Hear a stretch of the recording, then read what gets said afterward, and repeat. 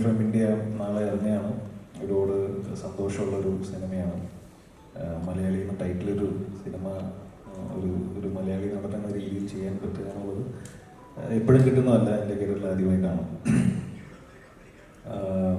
ഇപ്പോൾ ഡിജോയും പറഞ്ഞു, ഷാരിസും എല്ലാം പറഞ്ഞ പോലെ ഇത് മലയാളികൾക്ക് വേണ്ടിയിട്ടുള്ളൊരു പടമാണ്.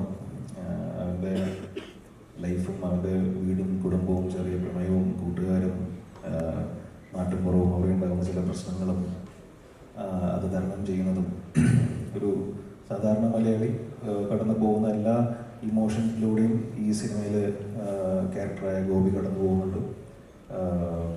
അത് നിങ്ങൾക്ക് റിലേറ്റ് ചെയ്യാൻ പറ്റും എന്നുള്ളൊരു വിശ്വാസമുണ്ട്.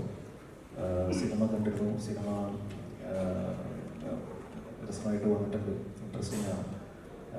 നാളെ ഇറങ്ങിയാണ്. നിങ്ങളെല്ലാവരും തിയേറ്ററിൽ പോയി സിനിമ കാണണം. എൻ്റെ അഭിപ്രായങ്ങൾ പറയണം.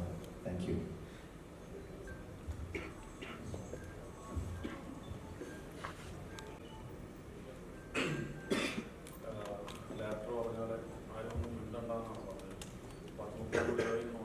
ഇവിടെ വന്നിരുന്നിട്ട് ഒന്നും ഇടായിരുന്നു കഴിഞ്ഞിട്ട് കാര്യമില്ലല്ലോ. കാരണം നാളെ സിനിമ ഇറങ്ങാൻ പോവാണ്.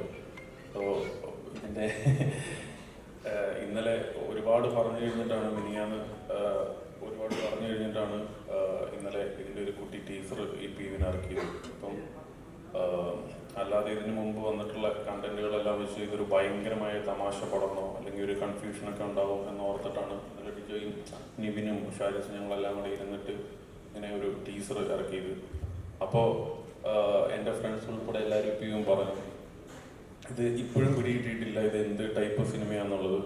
അപ്പോൾ ഞാൻ പറഞ്ഞു ഇനിയും ഇതിങ്ങനെ കെട്ടിപ്പിടിച്ചുകൊണ്ടിരുന്നിട്ട് കാര്യമില്ല, ഇത് കുറച്ചെങ്കിലും തുറന്നു വിട്ടാലേ ഉള്ളൂ ശരിയാവുള്ളൂ എന്ന് പറഞ്ഞതിൻ്റെ അടിസ്ഥാനത്തിലാണ് ഇന്ന് ഈ പ്രസ് മീറ്റ് ഇവിടെ സംഘടിപ്പിച്ചത്. അപ്പം ഡിജോ പറഞ്ഞ പോലെ ഇവിടെ ഇരുന്നിങ്ങനെ ഇവിടെ വന്നിട്ട് സീരിയസ് ആയിട്ടിരിക്കാനാണ് പറഞ്ഞത്. അപ്പോൾ അതുകൊണ്ട് അനശ്വര ഭയങ്കര സീരിയസ് ആയിട്ടാണ് ഇരിക്കുന്നത്. നിവിൻ ഭയങ്കര സീരിയസ് ആയിട്ടാണ് ഇരിക്കുന്നത്. അപ്പോൾ എല്ലാവരും ഡിജോ പറയുന്ന കൃത്യമായ ചോദ്യങ്ങൾ ചോദിക്കുക, കൃത്യമായ മറുപടി കൊടുക്കുക, ഇതാണ് ഉദ്ദേശ ലക്ഷ്യം. സോ അപ്പോൾ എന്ത് ചോദിക്കാനുണ്ടെങ്കിലും ധൈര്യമായിട്ട് ചോദിക്കാം. ഡിജോ അതിനെല്ലാം ഷാരിസും പ്രിപ്പയറാണ്. അപ്പോൾ അതുകൊണ്ടിട്ട് കൃത്യമായ ഉത്തരം തരും. നിവിൻ ചിലപ്പോൾ ഒന്നും മിണ്ടിയില്ലെന്ന് വരും, കാരണം ഭയങ്കര അനുസരണയുള്ള ആളാണ്.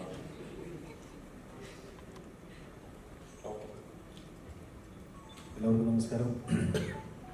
ഇവിടെ എത്തിച്ചേർന്ന എല്ലാ മാധ്യമ